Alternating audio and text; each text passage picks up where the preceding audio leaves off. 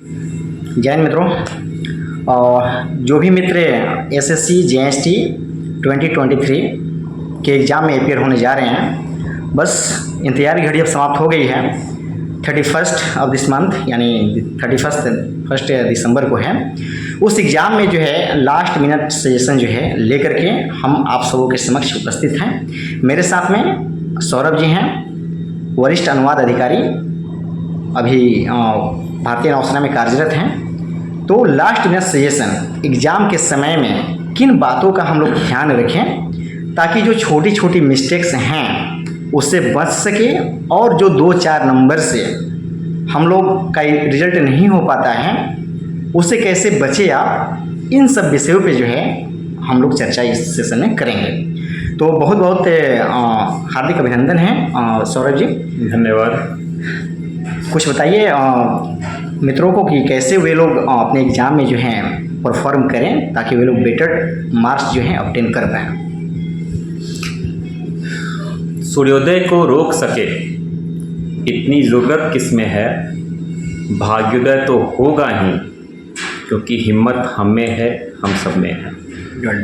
अब पढ़ाई करने की ज़रूरत नहीं है, हो गई पढ़ाई। अब आपको परफॉर्म करना है, परीक्षा देनी है जाके। और प्री के अपेक्षा जो मेंस का पेपर है आपका, डिस्क्रिप्टिव पेपर है, तो इसमें आपको ज्ञान की आवश्यकता नहीं है। यहाँ पे आपको आपके एक्सप्रेशन पावर को रिफ्लेक्ट करना है जब आप एस्से लिखते हैं, और जब ट्रांसलेशन पे आते हैं तो आपके ट्रांसलेशन स्किल की जांच है ये। इसमें हम प्री में देखते कि प्री में हमें याद करना होता था, बहुत कुछ सहेज के रखना होता था दिमाग में, वैसा कुछ नहीं है इसमें। पर एक चीज़ मैं आपको उदाहरण देता हूँ। 2022 का मेरा बैच था, तो उसमें एक इंग्लिश में 2 टॉपिक थे। एक था आई थिंक एफॉरेस्टेशन था। एफॉरेस्टेशन था, लोगों ने उसको डिफॉरेस्टेशन समझा। बिल्कुल, बहुत सारे लोगों ने ऐसा समझ के ये मतलब majority of the students have committed that blunder. वो हुआ। मैं अपनी बात कहूँ, मुझे एफॉरेस्टेशन का मतलब उसमें नहीं पता था, ये ईमानदारी से मैं स्वीकार करता हूँ। मैं भी उसको यही समझ रहा था कि ये कुछ डिफॉरेस्टेशन के सेंस में ही है, पर मुझे थोड़ा सा मतलब कि नहीं, मैं इसको नहीं जाना हो तो मैं यहाँ पे मतलब सिर्फ अपने इस अनुमान पे आगे नहीं बढ़ सकता, तो मैंने इसको छोड़ दिया। मतलब आपको अगर लगता है कि आपको जो टॉपिक्स दिए गए हैं, ठीक, उस टॉपिक्स में आपको लगता है कि आप किसी को टॉपिक्स को ही नहीं समझ पा रहे हैं, तो फिर आप कैसे उस पर लिख सकते हैं? आपने अगर गलत समझ लिया उस टॉपिक को, फिर आप मतलब आप तो आपके पहले वाक्य से आप गलत जा रहे हो ना। जब तक पूरी तरह से समझे नहीं तब तक उस टॉपिक को आप चूज ना करें। इस उदाहरण को देने का एकमात्र उद्देश्य यही था कि आप वो गलती ना करें जो बाकी लोग कर चुके। हमें मतलब 3 मतलब मेरे हिसाब से 3 कैटेगरी होती है लोगों की। जो समझदार लोग होते हैं दूसरों की गलती से सीख लेते हैं, ये पहली कैटेगरी है। दूसरी कैटेगरी वो है जो गलती करते हैं और सीखते हैं, और तीसरी कैटेगरी है जो गलती करते हैं पर सीखते नहीं। तो सबसे बुद्धिमानी का तो है ये कि हम पहली कैटेगरी में, अगर पहली नहीं तो हम दूसरी में तो आ ही जाए। बिल्कुल। तो वो गलती नहीं करें आप। जो भी देखिए, एक चीज़ समझिए कि कभी भी अपने आप को आप प्री क्वालिफाई करके आए हैं तो आप बाकी सब लोगों से सुपीरियर हैं, इस बात को ध्यान रखिए। जो रेस में आपके साथ थे वो छट चुके हैं काफ़ी लोग, तो अब उनसे आप सुपीरियर, मतलब आपके अंदर क्वालिटी है, तो अपने पे भरोसा करिए, ये सबसे ज़्यादा ज़रूरी चीज़ है। कॉन्फिडेंस बहुत मायने रखता है। जब आप रिटन एग्जाम में हैं, आप डिस्क्रिप्टिव दे रहे हैं, तो अपने पे भरोसा करिए कि आप क्वालिफाई ही नहीं, अच्छा स्कोर भी कर सकते हैं। मैंने इससे पहले भी जो जितेंद्र साहब ने एक वीडियो बनाया था, उसमें एक कहानी कही थी कि जो मेंस का पेपर होता है ना, डिस्क्रिप्टिव पेपर, वो हो सकता है कि आपने बहुत अच्छा लिखा हो, पर सामने वाला उसको कैसे लेता है उस पर निर्भर करता है। पर मेरा अपना मानना है कि आपने अच्छा लिखा है तो ठीक है, उसे बहुत पसंद नहीं आएगा पर पसंद तो आएगा। कम से कम वो एवरेज स्कोरिंग भी करेगा तो भाई 50% तो देगा ना। लेकिन हाँ, एक लिखावट हमारा जो है ना, दर्पण होता है, आईना होता है हमारे व्यक्तित्व का भी। आप साफ सुथरा लिखें और अच्छी लिखावट के साथ लिखें। मुझे मतलब कई बार वो शब्द सीमा की समस्या में लोग होता है ना, परेशान हो जाते हैं। 10% का मार्जिन होता है तो अगर मुझे लगता है कि मुझे 500 शब्दों में लिखना है, 550 का मेरा रेंज है, 450 से 550, मैं 550 पर क्यों जाऊँ भाई? क्योंकि वहाँ समय कमी होगी आपके पास, तो मैं 450 के रेंज पे ही रहूँगा, क्योंकि उस समय भी मैं रेंज में हूँ, तो वहाँ पे मेरा समय बच जाएगा ना। 100 शब्दों का समय, 80 शब्दों का, 70 शब्दों का समय बच गया।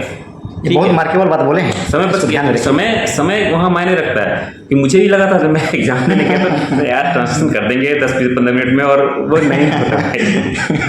ठीक है, हालांकि हाँ, मैं एक सुझाव और दूंगा कि आप पहले ट्रांसलेशन करें, क्योंकि ट्रांसलेशन में आपको थोड़ा समय लगेगा, क्योंकि वो एकदम चलो वो फैक्चुअल होता है। हाँ, चुन्नू, फैक्चुअल में आपको अच्छा मार्क्स मिल जाएगा। चुन्नू मुन्नू टाइप होगा नहीं, ट्रांसलेशन में थोड़ा सा वो कॉम्प्लेक्स होता है। ठीक है, कुछ टेक्निकल टर्म्स दे सकते हैं, या हो सकता है कि आपको उसका मतलब ना पता हो, तो फिर उसको कैसे क्या डालें उसमें, कैसे उसकी रिप्लेसमेंट डालें, तो उसमें थोड़ा समय लगता है। उसमें आपको लिखना कम होता है, आई थिंक 10-15 लाइन का होगा एक, पर उसमें आपको थोड़ा सोचना पड़ जाता है। सपोज मान लीजिए सौरभ जी कि किसी वर्ड का मुझे मतलब नहीं मालूम है, तो उस दशा में आपने क्या किया था? देखिए, मैंने एक बताया था कि हमारे समय जो हिंदी में गाया था, हिंदी टू इंग्लिश जो करना था, उसमें कुछ शरीर रचना विज्ञान करके था, और अचानक से मुझे याद आया कि उसका शायद एनाटॉमी होता है, अगर मैं गलत नहीं हूँ। मुझे अगर उसका मतलब पता नहीं होता तो क्या होता, क्योंकि पूरी ट्रांसलेशन उसी पे थी, उसका बार बार इस्तेमाल हुआ है, बहुत बारी, तो आप क्या करेंगे? तो देखिए, अब नहीं पता है तो नहीं पता है, उसका तो फिर कोई वहाँ पे कोई समाधान नहीं। हम फिर कोशिश करेंगे उसके आस पास पहुँचने की। अगर एनाटॉमिक उसका एग्जैक्ट वर्ड वो मुझे नहीं पता, मैं मान लेता हूँ मुझे नहीं पता, तो मुझे लिखना होता तो शायद मैं लिखता कि the science of human body structure, या फिर उसका सबसे बढ़िया है कि आप उसका हिंदी रूपांतरण कर दें बोल्ड में। हाँ, हिंदी रूपांतरण जो है ना एक सटीक जो है ना जगह पर आपको रखता है, क्योंकि उससे जो है ना अनुवाद का जो क्रिस्ट है ना वो मतलब भटकता नहीं है, आप उसी के पास रहते हैं। पर हिंदी रूपांतरण की एक सीमा है, तो आप सारे शब्दों का हिंदी रूपांतरण नहीं, वैसा कीजिएगा तो पूरे ट्रांसलेशन में एक या दो, क्योंकि ये संभव है कि आपको नहीं पता है ट्रांसलेशन। जब आप इस फील्ड में आएंगे तो आप जब ट्रांसलेशन करने बैठेंगे तो सब कुछ दिमाग में नहीं होता, आपको डिक्शनरी की ज़रूरत होती है, इंटरनेट की ज़रूरत होती है। तो वो उसका पहलू यही कि अगर आपको नहीं पता है तो 1 से 2 शब्द, उससे ज़्यादा मत जाइएगा, और कोशिश करिएगा कि अगर उसका हम इंग्लिश सब्स्टिट्यूट डाल सकते हैं, भले 2 वर्ड का 3 वर्ड का हो, तो हम वो जब बेहतर डालें। जैसे अगर मुझे लिखना होता तो मैं शरीर रचना विज्ञान, चूँकि एग्जैक्ट उसका ट्रांसलिट्रेशन करते तो गलत होता, तो वही डाल देंगे कि the science of human body डाल सकते थे। वो फिर भी मतलब अप्रोप्रिएट नहीं है, पर वो ठीक है, हाँ, वहाँ तक पहुँच जा रहे हैं एटलीस्ट वो मतलब है ना कि थ्रू हो जाएगा, पास उसका सेंस दे रहा है, इसलिए तो वो चीज़ प्रकार से आप कर सकते हैं। हाँ, सही बोल रहे हैं। तो और कोशिश करिए। मुझे जो लगता है कि जैसे मैं हिंदी क्षेत्र से रहा हूँ, बिहार से हूँ, इससे पहले 20 साल भारतीय वायुसेना में था, तो मुझे ये लगता है कि वहाँ भी इंग्लिश का एक्सपोजर रहा मेरा, तो मुझे फिर भी यही लगता है कि आप इंग्लिश से हिंदी ट्रांसलेशन कर लेंगे आसानी से, हिंदी से इंग्लिश करने में आप फंसेंगे, क्योंकि आजकल हम अंग्रेजी ज़्यादा पढ़ रहे हैं, हिंदी कम पढ़ रहे हैं। बिल्कुल, ये हकीकत है। ठीक है, तो पहले कर जो है इंग्लिश टू हिंदी कर लीजिए, वो जल्दी हो जाएगा, फिर हिंदी टू इंग्लिश कर लीजिए सेकेंड वर्ड, क्योंकि वो थोड़ा टाइम टेकिंग होगा, और इसके बाद फिर आप अगर आपकी बहुत अच्छी पकड़ है इंग्लिश पे, तो मैं आपको बोलूँगा कि पहले हिंदी में लिखो, लेकिन अगर आपकी हिंदी में पकड़ अच्छी है तो पहले आप इंग्लिश का ऐसे लिखना, क्योंकि जिसमें आपकी पकड़ है ना, जिस भाषा में आपकी पकड़ है, उस भाषा में आप कम समय में तेज़ी से सोच सकते हो, लिख सकते हो। लेकिन जहाँ आपकी थोड़ा सा मतलब जैसे आपके पास सामान्य उसका ज्ञान जैसे इंग्लिश का है, मुझे अभी भी कोई बोले कि मुझे हिंदी में बकवास करना हो तो मैं बहुत ज़्यादा कर सकता हूँ, इंग्लिश में बकवास कर सकता हूँ, मैं I can speak in English, but उसमें मुझे थोड़ा समय लग सकता है। ठीक है, बाय डिफॉल्ट ऐसा होता है। तो मैं इसलिए कहूँगा कि जिसमें आपकी पकड़ हो, जिस पे आपका नियंत्रण है, उसको लास्ट में, क्योंकि उसमें उस समय आपका समय कम पड़ेगा, तो आप तेज़ी से कवर अप कर सकते हो लिख के। ठीक है, सब सीमा मान लो पूरा नहीं हो पा रहा है या कंटेंट नहीं मिला, तो वहाँ पर सोच सकते हो, लिख सकते हो। लेकिन जहाँ पे आपको अब लास्ट में आपने बचा के रखा है कि मैं उसको भारी वाले करूँगा, वहाँ पे समय कम रहा, आपकी आधी ऐसे नहीं हो जाएगी पूरी, फिर हो गया ना, वो गया 50 नंबर। अगर आपने दोनों ट्रांसलेशन अच्छे से कर लिए, एक इससे भी अच्छा लिखिए और एक इससे आपकी आधी रह गई, तो अब मैं आधी रह गई तो 50 में 25 कैसे मानिए, 25 में कितना नंबर देगा वो आपको?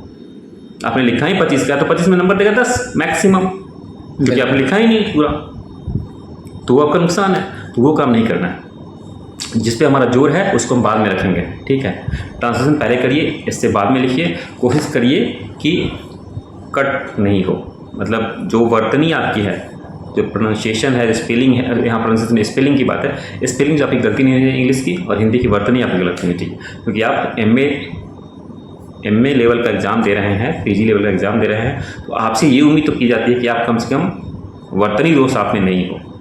क्योंकि आप जहाँ भी जाएंगे इस परीक्षा में उत्तीर्ण होने के बाद, आप अपने ऑफिस के मतलब इस ज्ञान के मामले में आपको बेंचमार्क होना चाहिए। बिल्कुल सौरभ जी, एक चीज़ देखा जाता है ना, मैक्सिमम लोगों को देखा जाता है कि मैं जैसे लिखते हैं, मैं पे बिंदु देना, मैं हो गया, है पर कहाँ बिंदु देना है, नहीं देना है, इन सब चीज़ों को ज़रा मार्क कीजिएगा। क्योंकि जो भी ये इन्विजिलेटेड होते हैं, वे लोग जो है ना, एग्जामिनर होते हैं, वे लोग बड़ा मार्क करते हैं इन सब चीज़ों को कि कहाँ बिंदु छूट गया। हम लोग देखते हैं कहाँ बिंदु छूट गया, कहाँ पे ये हलंत छूटा, कहाँ पे, ये सब चीज़ों को थोड़ा मार्क कीजिएगा। क्योंकि आप जो है एमए क्वालिफाई करके जा रहे हैं, एमए बेस्ड मतलब एग्ज़ाम है, तो इन सब चीज़ों पर ध्यान देना है। दूसरी बात ये बताइए कि बहुत सारे बच्चे ना फ्लो तोड़ देते हैं, ऐसे लिखते गए और अचानक फ्लो तोड़ करके दूसरा कहानी मतलब स्टार्ट कर देते हैं। देखिए, तो मैंने इससे पहले वाले वीडियो में कहा था कि आप पठान देख रहे हो, अचानक से गदर 2 पे आ जाओगे तो नहीं चलेगा। आप निबंध में ना एक तारतम्यता होनी चाहिए। मुझे लगना चाहिए कि मैं अगर पहले पैराग्राफ का दूसरे पैराग्राफ अनुच्छेद में गया, तीसरे में गया, तो एक कंटिन्यूएशन में जाना चाहिए। ये आपको ध्यान रखना है। देखिए, आपको अपनी वहाँ पे विद्वत्ता प्रदर्शित नहीं करनी है, बहुत भारी भरकम शब्दों का आप इस्तेमाल करने की ज़रूरत नहीं है। ये ध्यान रखिएगा, जो सहज है, जो सरल है, वही सुंदर है, ये मेरा कथन है। तो यहाँ भी वही करना है आपको, सहज रूप में, सरल रूप में आप सब सामान्य शब्दों का प्रयोग करते हुए अपनी बात रखिए। आपको अपनी बात रखने में स्पष्टता होनी चाहिए। आपका जो कथन है, आपका जो वहाँ लिखा है, उसमें स्पष्टता होना चाहिए, इसका भाव स्पष्ट होना चाहिए, बस इतना चाहिए इस निबंध में, और कुछ नहीं चाहिए। भाषा का सबसे जो महत्वपूर्ण भूमिका यही है ना कि वो अपनी बात को दूसरे तक पहुंचा सके, वही करना है वहाँ पे अपने निबंध में। आप चाहे वो आप इंग्लिश में लिख रहे हो या हिंदी में लिख रहे हो, उन्हीं शब्दों का चयन करें, सामान्य रूप से लिखें, ठीक है।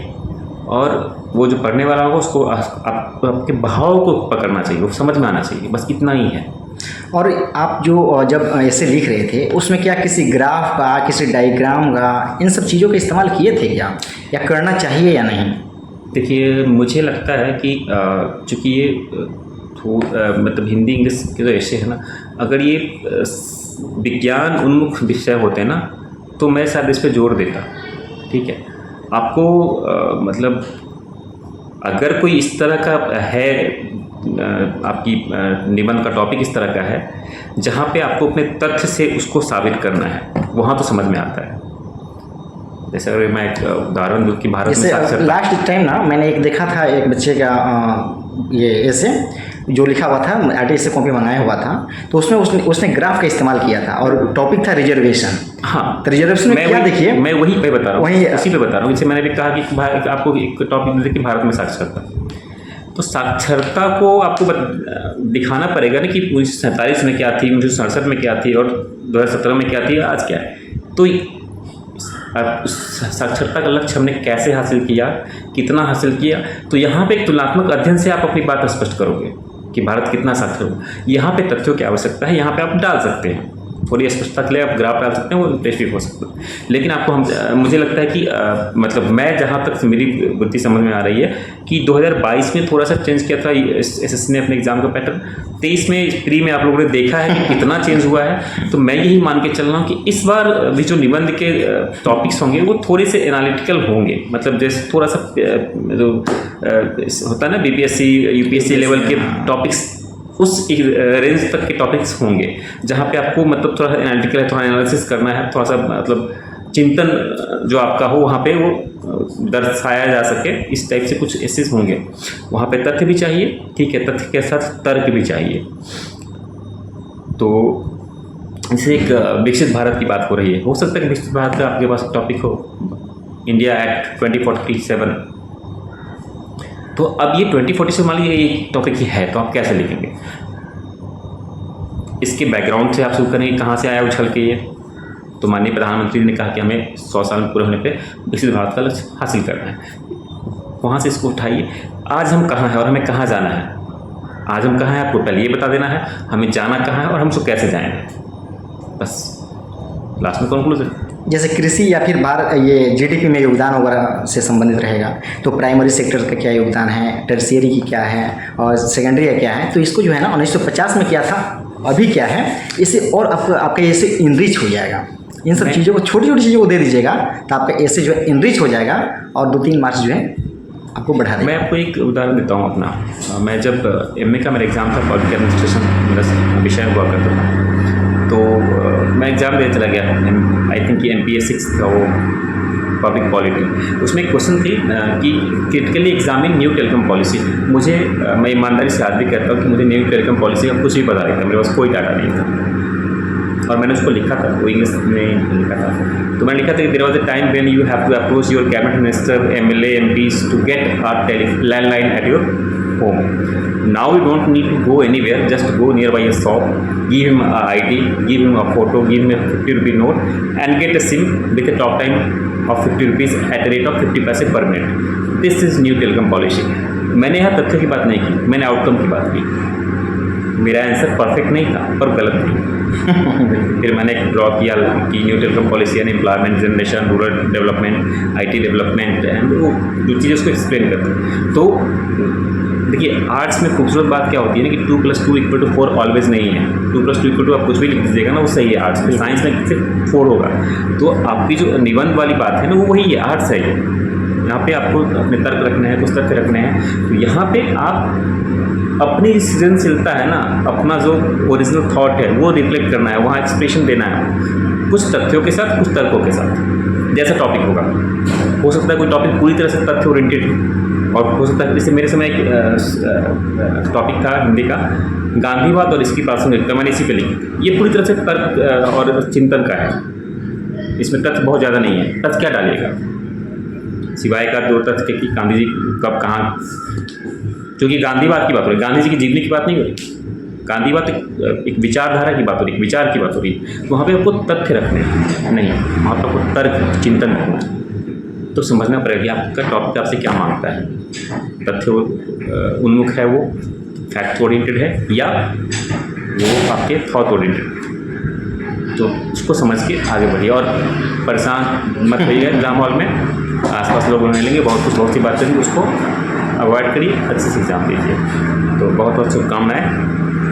और इसमें थोड़ा सा ही परेशान होने की ज़रूरत नहीं है, जो आए उसको पहले लिखना है, जैसे सीक्वेंस वाइज सौरभ ने बताया, उसको ध्यान में रखना है। और कोर्स वगैरह का भी जहाँ ज़रूरत हो तो आप बिल्कुल दीजिएगा, क्योंकि वह भी आपके एसे को जो है इनरिच करता है, उसे प्लस पॉइंट जो है कुछ ना कुछ मिल ही जाएगा। कोटेशन रेलिवेंट ठीक है, रिलेवेंट उससे हो, ऐसा नहीं हो कि मतलब बात की जा रही है किसी चीज़ की और दूसरा टॉपिक उसमें उठा कर डाल दिया जबरदस्ती। शादी में अब्दुल्ला दीवाना नहीं वही बोलना चाह रहे, बिल्कुल वो वैसी कहानी नहीं कीजिएगा, अन्यथा आपका जो ऐसे है ना उसका जो मूल जो तत्व है वो भटक जाएगा।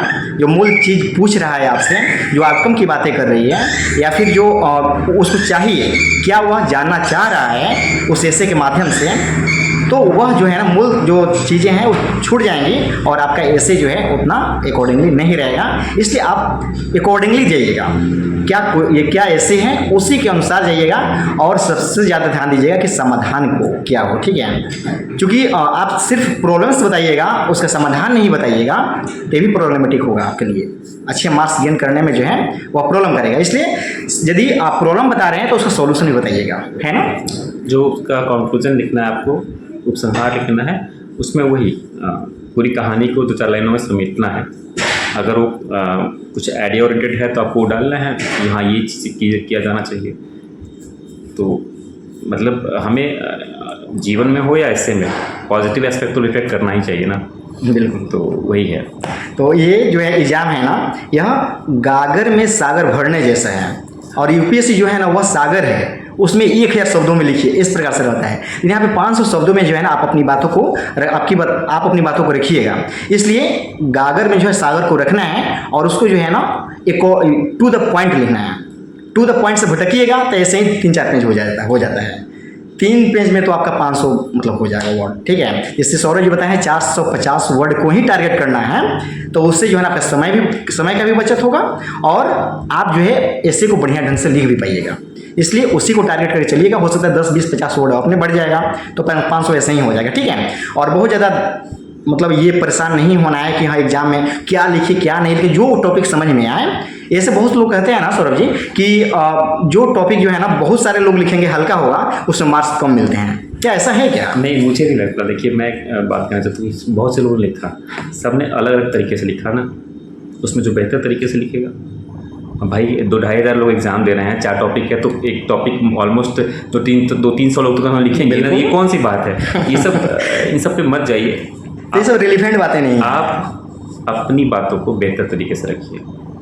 टॉपिक्स कोई कॉमन टॉपिक्स और स्पेशल टॉपिक नहीं होता, ठीक है। 1857 का जो एक टॉपिक है वो हम लोग इतिहास में पढ़ना शुरू करते हैं, क्लास 7-8 से शुरू होता है।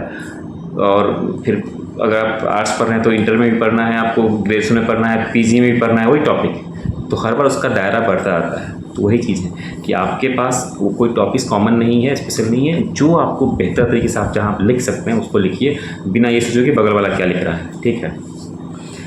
तो मेरे समय में होता है कि work from home topics common था, मैंने भी लिखा, तो आज मैं आपके सामने हूँ। तो अगर ऐसा होता तो मैं ठीक है, तो ऐसा कुछ नहीं। तो उस प्रकार की बातें नहीं है, बिल्कुल ठीक है, और ऐसी चीज़ों को ध्यान में नहीं रखना है। और बाद बाकी आप लोग अच्छे से एग्जाम दीजिए। आप लोग अपने एडमिट कार्ड जो भी आई कार्ड है उसका जीरोक्स भी ले लीजिएगा, क्योंकि बहुत सारे सेंटर पर हालांकि एग्जाम में तो ये एडमिट कार्ड में नहीं मांगता है जीरोक्स कॉपी, लेकिन वे लोग मांगते भी हैं। तो एक जीरोक्स भी ले लीजिएगा, फोटो 2 ले लीजिएगा, आधार तो रख ही लीजिएगा। आधार तो रख ही लीजिएगा, मतलब वही आई कार्ड में तो आधार या फिर पैन जो है वो उसको रख लेना है, ठीक है। तो बेहिचक जो है आप लोग एग्ज़ाम दीजिए, विदाउट टेंशन, बिना किसी बर्डन को लिए हुए आप लोग का एग्ज़ाम जो है खूब बढ़िया ढंग से जाए। इसके लिए हम दोनों जो हैं आशान्वित हैं और आशा करते हैं कि आप लोग परफॉर्म करें बेटर और आप लोग का सिलेक्शन जो है 2023 में हो जाए और आप लोग भी हम लोग इस कैडर के साथ जो है जुड़ सकें। इसके लिए आप सबको हम दोनों की तरफ से शुभकामनाएं। बहुत बहुत धन्यवाद सौरभ। बहुत बहुत शुभकामनाएं।